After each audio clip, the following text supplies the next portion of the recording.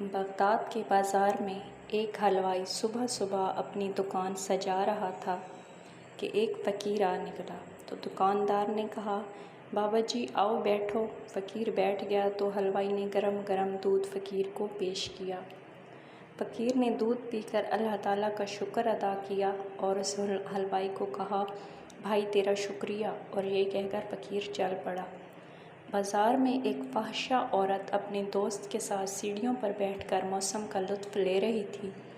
ہلکی ہلکی بوندا باندی ہو رہی تھی، بازار میں کیچڑ تھا۔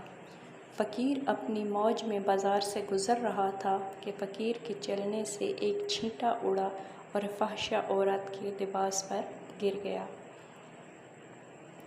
جب یہ منظر فحشہ عورت کے دوست نے دیکھا تو اسے بہت غصہ آیا۔ وہ اٹھا اور فقیر کے منہ پر تھپڑ مارا اور کہا، فقیر بنے پھرتے ہو، چلنے پھرنے کی تمیز نہیں۔ فقیر نے ہنس کر آسمان کی طرف دیکھا اور کہا، مالک تو بھی بڑا بے نیاز ہے، کہیں سے دودھ پلواتا ہے اور کہیں سے تھپڑ مرواتا ہے۔ یہ کہہ کر فقیر آگے چل پڑا۔ فحشہ عورت چھت پر چل رہی تھی تو اس کا پاؤں پھسلتا ہے اور زمین پر سر کے بل گر جاتی ہے۔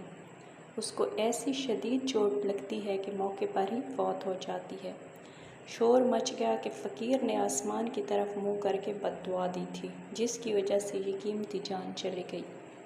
فقیر ابھی بازار کے دوسرے کونے تک بھی نہیں پہنچ پایا تھا کہ لوگوں نے فقیر کو پکڑ لیا اور کہا، بڑے فقیر بنے پھرتے ہو اور حوصلہ بھی نہیں رکھتے ہو۔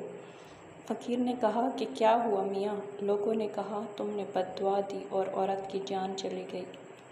فقیر نے کہا، واللہ میں نے تو کوئی بد دعا نہیں دی۔ لوگوں نے ضد کی اور کہا کہ نہیں، تیری بد دعا کا کیا دھرا ہے۔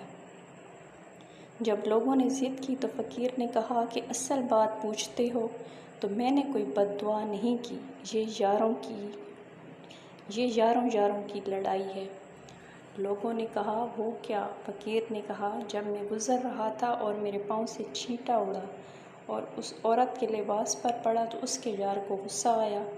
اس نے مجھے مارا تو پھر میرے یار کو بھی غصہ آ گیا۔ یاری لگائیں تو صرف اس رحیم و کریم سے جو آپ کا ساتھ اس وقت بھی دے گا جب آپ